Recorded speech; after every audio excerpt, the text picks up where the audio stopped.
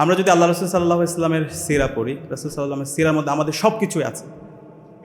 আল্লাহ তাআলা কোরআনের মধ্যে বলেছেন, লাকাদ কানা লাকুম ফি রাসূলিল্লাহি উসওয়াতুন হাসানাহ, তোমাদের জন্য আল্লাহ রাসূল সাল্লাল্লাহু আলাইহি ওয়াসাল্লামের মাঝে রয়েছে সর্বোত্তম অনুকরণীয় আদর্শ।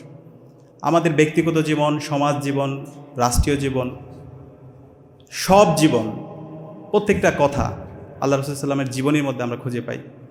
আমরা যদি আল্লাহ রাসূল সাল্লাল্লাহু আলাইহি ওয়াসাল্লামের জীবনী দেখি, তিনি সবচেয়ে বেশি ফোকাস করেছেন জ্ঞান অর্জনের প্রতি। রাসূল সাল্লাল্লাহু আলাইহি ওয়াসাল্লামের উপর যখন ওহী নাজিল হয়, প্রথম যে ওহী নাজিল হয় সেটা হচ্ছে ইকরা, সূরা আলাকের প্রথম 5 আয়াত, পড়ো তোমার প্রভুর নামে যিনি তোমাকে সৃষ্টি করেছেন।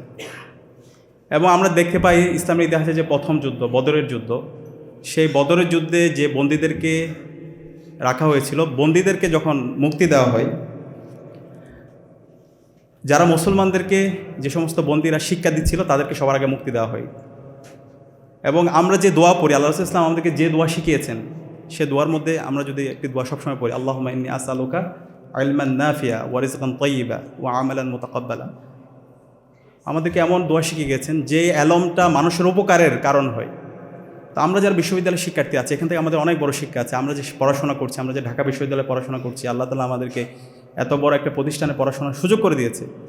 আমাদের এই এলম, আমাদের এই জ্ঞান অর্জন যেন সমাজের কল্যাণের কারণ হয়, উপকারী জ্ঞান।